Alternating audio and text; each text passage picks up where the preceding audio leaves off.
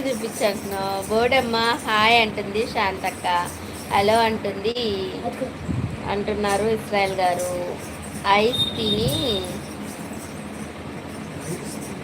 చీరుతున్నావా అంటుంది అనుష. అవునవును, ఆ పిల్లకి ఐస్ క్రీమ్ పిచ్చి కదా కీర్తి.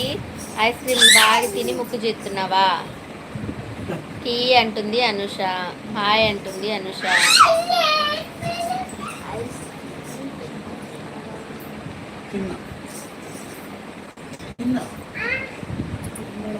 10 minutes లైవ్ అయితే ఏం చేస్తాను రండి. రింగ్ చూపించమని అర్థం. అవునా, ఇదోరా